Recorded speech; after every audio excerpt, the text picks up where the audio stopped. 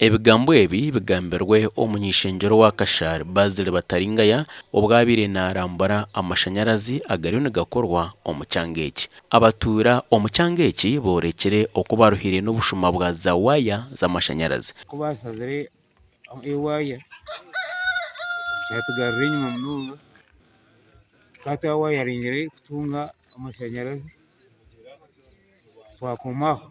So business zanjye zimwe zikora nizikora amashanyarazi. So nka amashanyarazi yo katika ngakomu buri musigazi yabayegere wedding yabayegere kora nkasaruni naki bagaraka byaro byabo bakorayo ushanga ncumuyambaho cost of living. Omunyishenjero Bataringaya ashabire abatura kwatanisa bakarwanisa obushumobo.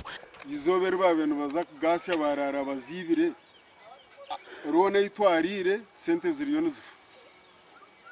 Abantu abakono bakoze sentezi kora obo ibyoma by'omwani ibyoma by'ebicori naki nebindi bariyo no baferwa mbwe nabwe nco muntu ogwe atakutwarwa nkawarya urukomu government.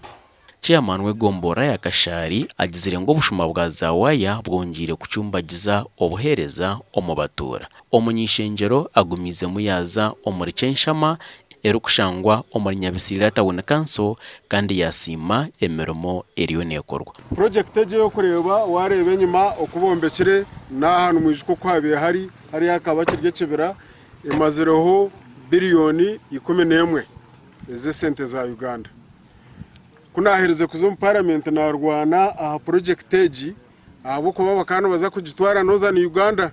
Eriyo muri Kiruhura hamwe na Mbarara yakozirwe sente ziri ku biliyoni 11 kandi nyenda kusima honorable Bazile Bataringaya abo kuba kuyahiriza tukuzayo mu parliament 11 akarebuka ngo yakuratira project ejo kandi yabasa kutandika kandi hatahinduka kugambira bariyo nubagimarira. Amagombora agakuza kuganyirwa omu mashanyarazi harimo Mutindu, Kagongi, Nyabisirira, Rubindi, Kashare hamwe na Rubaya. Gashakwa Arwaso.